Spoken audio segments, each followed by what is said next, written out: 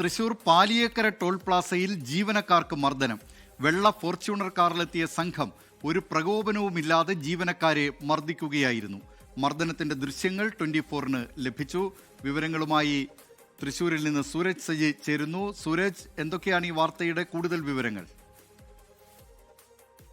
ദിലീപ് കുമാർ, ഒരു പ്രകോപനവുമില്ലാതെയാണ് ഇന്ന് പുലർച്ചെ 2 മണിയോടുകൂടി പാലിയേക്കര ടോൾ പ്ലാസയിൽ ജീവനക്കാരെ ഈ കാർ യാത്രികർ മർദ്ദിക്കുന്നത്.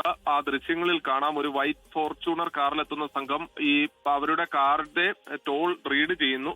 അതിനുശേഷം ഈ ബാരിക്കേഡ് ഉയർത്തുന്ന സമയത്ത് ആ ബാരിക്കേഡ് ഉയർത്തി അവർ മറികടന്ന് വാഹനം നിർത്തിയതിനു ശേഷം ഒരു പ്രകോപനവുമില്ലാതെ ഈ പുറത്തേക്ക് ഇറങ്ങുന്നു. അതിനുശേഷം തൊട്ടപ്പുറത്തെ ട്രാക്കിൽ ഉണ്ടായിരുന്ന ജീവനക്കാരൻ അരികിലേക്കെത്തി അവിടെ ഉണ്ടായിരുന്ന സെക്യൂരിറ്റി ജീവനക്കാരനെയാണ് ആദ്യം മർദ്ദിക്കുന്നത്. അദ്ദേഹം ഈ മർദ്ദനം ഉണ്ടാകുന്ന സമയത്ത് എന്താണെന്ന് മനസ്സിലാകുന്നില്ല. പിന്നീട് അദ്ദേഹം ഈ ടോൾ ബൂത്തിനകത്തേക്ക് കയറുന്നുണ്ട്. ആ സമയത്ത് ടോൾ ബൂത്തിനകത്തേക്ക് കയറിയും ഈ സംഘം മർദ്ദിക്കുന്നു.